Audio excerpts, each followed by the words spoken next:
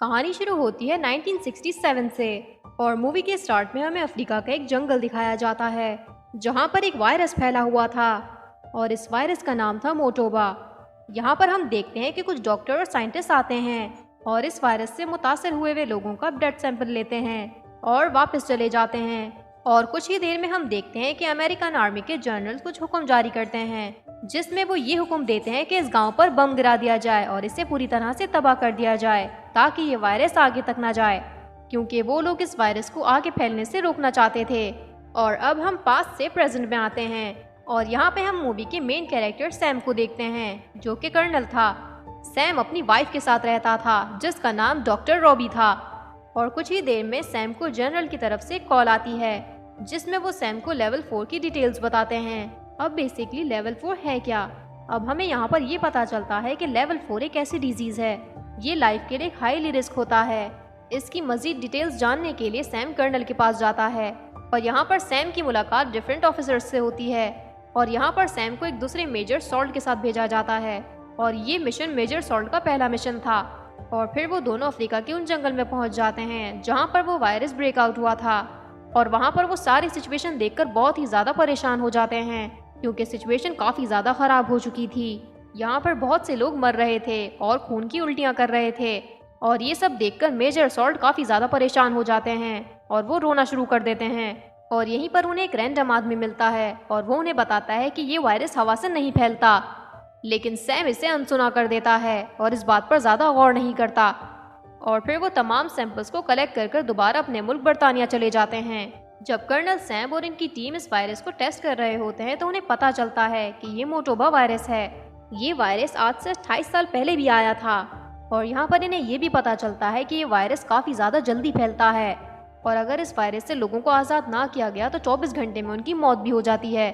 और इस वायरस की एक अजीब बात होती है, ना तो ये टच करने से फैलता है और ना ही हवा से। और इस मामले में मज़ीद इन्वेस्टिगेशन करने से पता चलता है कि ये वायरस बंदरों से आया है और ये ऐसा वायरस है जो मैन मेड है, यानी किसी इंसान ने बंदरों में इस वायरस को डाला है जिसकी वजह से अब ये लोगों में भी फैल रहा है। और यहाँ पर हम देखते हैं कि दूसरे मुल्क के साइंटिस्ट भी अफ्रीका से बंदर लेकर अपने मुल्क जा रहे थे क्योंकि वो उन पर मेडिकली एक्सपेरिमेंट करना चाहते थे। इन सब चीज़ों को जानने के बाद सैम अपने सीनियर्स से बात करता है और वो उन्हें बताता है कि ये बीमारी बंदरों से आई है और वो ये भी कहता है कि इन तमाम जानवरों की इंपोर्ट एक्सपोर्ट अफ्रीका से बंद कर दी जाए क्योंकि ये हाई रिस्क का मामला है। लेकिन सैम के सीनियर इस बात को बिल्कुल इग्नोर कर देते हैं और इस बात को बिल्कुल भी सीरियस नहीं लेते। अब हम देखते हैं कि एक शख्स स्मगलिंग करके अफ्रीका से एक बंदर को कैलिफोर्निया लेकर जा रहा था और रास्ते में वो बंदर पानी पी रहा होता है तो वो पानी की कुल्ली उस बंदे के मुंह पर कर देता है, यानी वो अपने मुंह से पानी उस शख्स पर फेंक देता है। ये बंदा जो स्मगलिंग कर रहा था इसका नाम होता है जेम्स स्कॉट। और फिर हम देखते हैं कि जेम्स उस बंदर को एनिमल शॉप पर लेकर जाता है ताकि वो इसे बेच सके। जब वहाँ पर मौजूद शख्स उस बंदर को जांच रहा होता है तो बंदर अपने नाखूनों से उसके हाथ को खुरेद देता है, यानी वो बंदर उस शख्स को जख्मी कर देता है। और फिर दुकानदार गौर करता है कि ये बंदर नहीं बंदरिया है, यानी ये फीमेल मंकी है। तो वो जेम्स को इस बंदर को वापस कर देता है और कहता है कि मुझे मेल की ज़रूरत है। इसी बंदर के हाथ में एक बनाना भी होता है जो कि दूसरा बंदर उससे छीन लेता है और वो भी खा लेता है। और यहाँ पर हमें ये पता चल जाता है कि ये बंदर की वजह से पहले ये वायरस जेम्स में फैला और जेम्स से फिर उस शख्स में फैला और इसी तरह ये वायरस उस दूसरे बंदर में भी फैला जिसने उस बंदर का केला खा लिया था। अब क्योंकि जेम्स का बंदर नहीं बिका था तो वो उसे करीबी जंगल में छोड़ देता है। उसे छोड़कर स्कॉट यहाँ से बॉस्टन जाने की तैयारी करता है। जब जेम्स प्लेन में बैठा होता है तो उसकी तबीयत काफ़ी ज़्यादा ख़राब होने लगती है और जब जेम्स बॉस्टन पहुँच जाता है तो वो अपनी दोस्त से गले मिलता है और वो वहीं पर बेहोश हो जाता है। और दूसरी तरफ हम देखते हैं वही दुकानदार जो बंदर खरीदना चाह रहा था वो भी खून की उल्टी करता है और बीमार होकर हॉस्पिटल पहुँच जाता है। और वहाँ पर एक लैब असिस्टेंट उस दुकानदार के खून का टेस्ट कर रहा होता है और इसी टेस्ट के दौरान वो खून गलती से उसके चेहरे पर उड़ जाता है और वो खुद को हॉस्पिटलाइज करवा लेता है क्योंकि वो सेंस रखता है और उसे उम्मीद होती है कि वो बहुत जल्द ठीक हो जाएगा। और फिर अगले सीन में हम रॉबी को देखते हैं जो कि सैम की वाइफ थी जो कि पेशे से एक डॉक्टर थी। जब रॉबी को जेम्स के बारे में पता चलता है तो वो फौरन उससे मिलने जाती है, लेकिन जब तक वो उसके पास पहुंचती है तब तक जेम्स की डेथ हो जाती है। फिर रॉबी जेम्स का पोस्टमार्टम करती है जिससे उसे पता चलता है कि जेम्स के इंटरनल ऑर्गन्स में पानी भर चुका था। रॉबी ने ऐसा केस पहले कभी नहीं देखा था और वो ये बात अपने हस्बैंड सैम से भी शेयर करती है। रॉबी कहती है कि ऐसा केस 24 घंटे में हमारे पास दोबारा आया तो हम हाई अलर्ट कर देंगे। और अब हम देखते हैं कि वही शख्स जो लेबोरेटरी में था जिस पर खून उड़ा था, वो अपनी गर्लफ्रेंड के साथ मूवी देखने आया था। वहाँ पर उसकी तबीयत थोड़ी सी खराब होने लगती है और वो जोर जोर से खांसने लगता है, जिसकी वजह से वायरस दूसरे लोगों तक पहुँचने लगता है।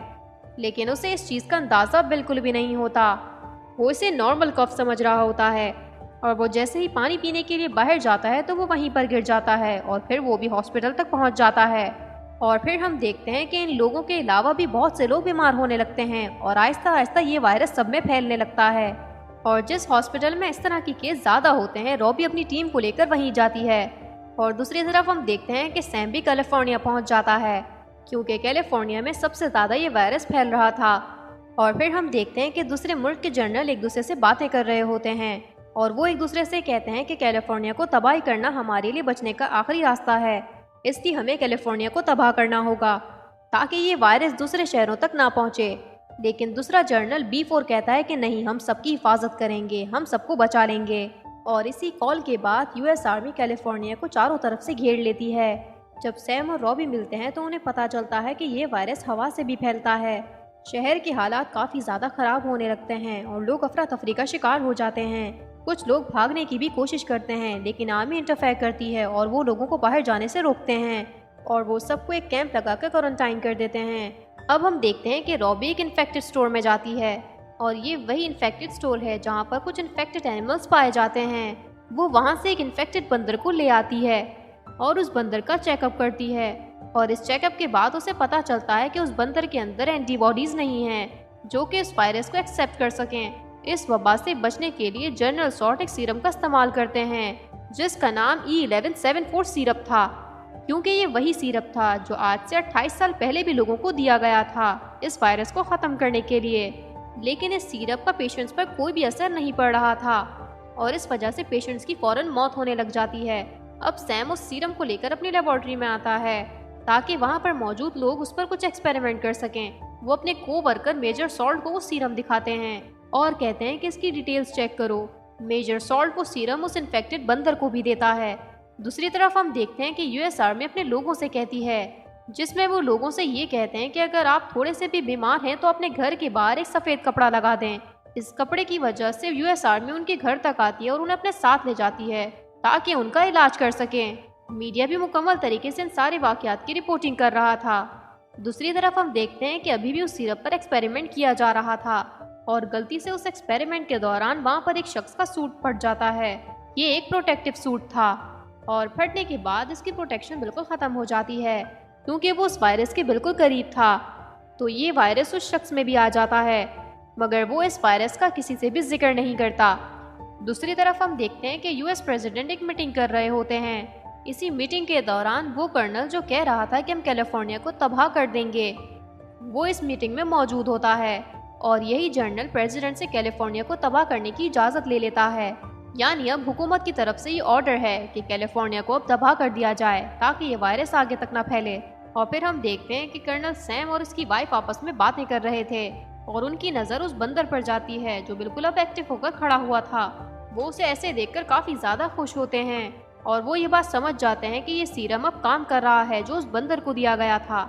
ये वही सीरम था जो अफ्रीका के लोगों को ठीक करने के लिए बनाया गया था। लेकिन कैलिफोर्निया में ये वायरस काफ़ी ज़्यादा लेवल तक पहुंच चुका है, इसलिए यहाँ पर ये बहुत से लोगों पर असर नहीं कर रहा। और अचानक उस लैब में मौजूद वो शख्स जिसका सूट फट गया था, उसे अटैक आ जाता है। केसी के तमाम साथी उसे लेकर नियरेस्ट हॉस्पिटल में चले जाते हैं और उसे वहाँ पर एडमिट कर देते हैं। यहाँ पर रॉबी जब केसी को इंजेक्शन लगाने लगती है तो ये वायरस उसमें भी फैल जाता है, क्योंकि केसी ने किसी को भी नहीं बताया था कि वो इस वायरस का शिकार है। और अब केसी और रॉबी दोनों इस वायरस का शिकार थे।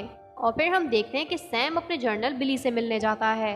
बिली उसे बताता है कि US प्रेसिडेंट ने कैलिफोर्निया को पूरी तरह से तबाह करने की इजाज़त दे दी है और आज रात 8 बजे वो कैलिफोर्निया को पूरी तरह से तबाह कर देंगे। बिली उसे ये भी बताता है कि US ने एक वेपन बनाने की कोशिश की थी जो कि गलती से अफ्रीका के लोगों में फैल गया था। और दूसरी तरफ हमें पता चलता है कि केसी की भी अब डेथ हो चुकी थी। सैम को एक आइडिया आता है। सैम अफ्रीका के एक बंदर को पकड़कर उसकी एंटीबॉडीज को सीरम के साथ मिलाना चाहता है और इससे वो एक एंटीटोड बनाना चाहता है और बहुत से एक्सपेरिमेंट के बाद उन्हें पता चलता है कि अफ्रीका से एक बंदर स्मगल होकर आया था और वो बंदर यहाँ के नियरेस्ट जंगल में है। वो उस जंगल में जाते हैं और काफ़ी मुश्किलों के बाद उस बंदर को पकड़ लेते हैं और फिर सैम और उसकी टीम उस बंदर पर एक्सपेरिमेंट कर रहे होते हैं और उनका ये एक्सपेरिमेंट कामयाब भी हो जाता है और इस वायरस से बचने के लिए वो उस मेडिसिन को तैयार कर लेते हैं और यही मेडिसिन वो अपनी वाइफ रॉबी को देता है क्योंकि रॉबी भी बीमार हो चुकी थी और इस वायरस का शिकार हो गई थी। और फिर वो देखते हैं कि आहिस्ता आहिस्ता रॉबी की तबीयत में भी बेहतरी आ रही थी और फिर हम देखते हैं कि 8 बजने वाले थे और 8 बजने के करीब एक प्लेन कैलिफोर्निया की तरफ आता है और फिर हम देखते हैं कि सैम और सॉल्ट एक हेलीकॉप्टर में बैठते हैं ताकि वो उस प्लेन को आने से रोक सकें। सैम का उस पायलट से राब्ता होता है जिसमें वो कहता है कि बम मत गिराना, लेकिन वो पायलट नहीं सुनता। लेकिन फिर जनरल बिली इंटरफेयर करता है और उस पायलट को कहता है कि बम मत गिराना। और दूसरी तरफ हम देखते हैं कि बिली उस जनरल को भी पकड़ा देता है जिसने प्रेसिडेंट को गलत इन्फॉर्मेशन दी थी क्योंकि उसने प्रेसिडेंट से कहा था कि इस बीमारी का ना तो कोई सीरम है और ना ही कोई एंटीडोट। और इस तरह उस जनरल को भी गिरफ्तार कर लिया जाता है। इस वायरस से बचने की मेडिसिन को कमर्शियल बनाया जाता है और लोगों तक पहुंचाया जाता है और जितने भी इन्फेक्टेड लोग हैं वो आहिस्ता आहिस्ता ठीक होने लगते हैं और इस तरह हमारी इस मूवी का एंड हो जाता है।